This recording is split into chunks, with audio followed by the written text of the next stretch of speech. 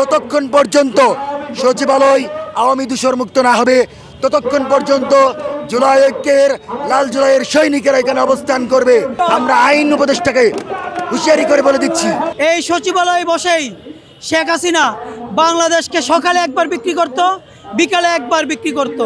সকালে একবার এক নাটক সাজাতো, গুমের নাটক, বিকালে আরেক নাটক সাজাতো। এই নাটকের অবসানের জন্যই আমরা আজকে এখানে হাজির হয়েছি। আপনারা দেখেছেন গত কিছুদিন আগে আমরা জুলাইয়ের ঐক্য থেকে, আমরা জুলাইয়ের যতগুলো সংগঠন আছে সবগুলো সংগঠন মিলে আমাদের এই জুলাইয়ের ঐক্য, সেই ঐক্যভাবেই আমরা বাংলাদেশ ইন্টারিয়াম গভর্নমেন্টের কাছে আমরা দাবি জানিয়েছিলাম এবং সুস্পষ্টভাবে নাম সহ আইডি সহ আমরা তালিকা দিয়েছিলাম এবং বলেছিলাম যে এই সচিবেরা জুলাই আগস্টে আমাদের উপর যেই অত্যাচার করেছে, যে নিপীড়ন করেছে এবং গুলি চালানোর যে হুকুম দিয়েছে তাদের পরিচয় সহ আমরা প্রকাশ করেছিলাম এবং আমরা বলেছিলাম 31 মের ভিতরেই সেই সিদ্ধান্ত নেওয়ার জন্য এই 44 জনের জন্য প্রাথমিকভাবে আমরা এই লিস্টটা দিয়েছিলাম।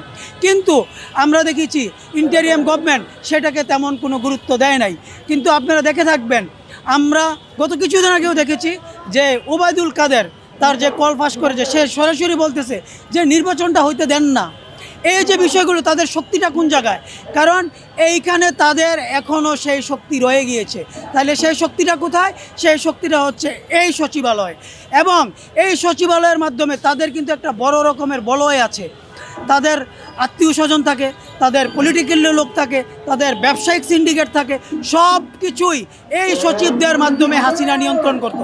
এমনকি আপনারা জেনে থাকবেন যে হাসিনার আমলে যে টেন্ডারবাজি হতো, সেই টেন্ডারবাজি পর্যন্ত এই সচিবদের মাধ্যমে নিয়ন্ত্রিত হতো এবং তার যে তথাকথিত এবং তার যেই সন্ত্রাসী বাহিনী ছিল সেই সন্ত্রাসী বাহিনীরা বন্টন সেই টাকা পেত।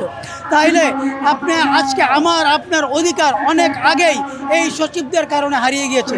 আমরা চাচ্ছি যে অতি সত্বর এই সচিবদেরকে সচিবালয় হতে বিনা কথায় এবং সরকারি প্রসিডিউর মতে তাদেরকে বহিষ্কার করা এবং আরও তাদের সাথে যারা সংযুক্ত আছে বিভিন্ন ব্যবসায়িকভাবে, বিভিন্ন রকমের অঙ্গ সংগঠনভাবে, তাদেরকেও খুঁজে বের করে তাদেরকেও আইনের আওতায় আনা।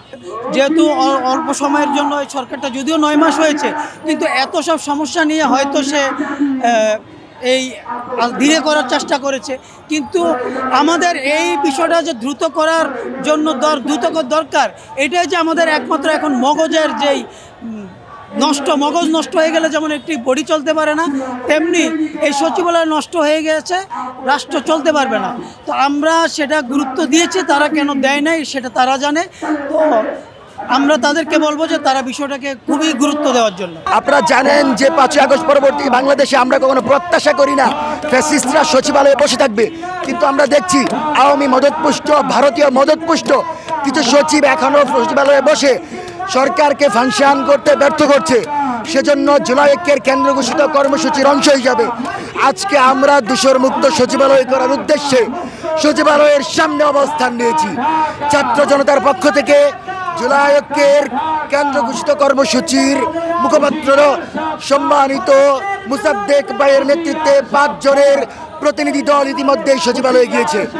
আমরা জুলাই ঐক্য সচিবালয় থেকে প্রতিনিধি আসার পর অফিসিয়ালি আপনাদেরকে জানাবো, আমরা বিশ্বাস করি ফ্যাসিস্ট মুক্ত করার জন্য সচিবালয় কেন বাংলাদেশের যে কোনো প্রান্তে ছাত্র জনতা অবস্থান নেবে যে কোনো সময়।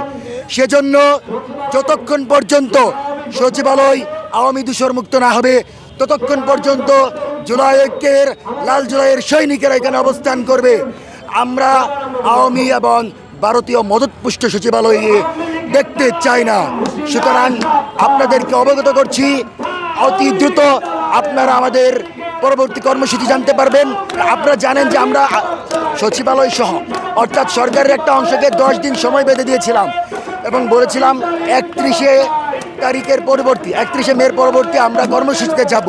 যেহেতু 31 তারিখের মধ্যে কোনো ধরনের পদক্ষেপ আসেনি, যার ফলে আমরা রাস্তায় নামতে বাধ্য হয়েছি এবং আজকে যদি ইতিবাচক কোনো সাড়া না আসে, আমরা আইন উপদেষ্টাকে হুঁশিয়ারি করে বলে দিচ্ছি, ইতিবাচক সাড়া না আসলে জুলাই ঐক্য রাজপথে থাকবে এবং সচিবদেরকে তাদের পদ থেকে নামিয়ে ছাড়বে ইনশাআল্লাহ।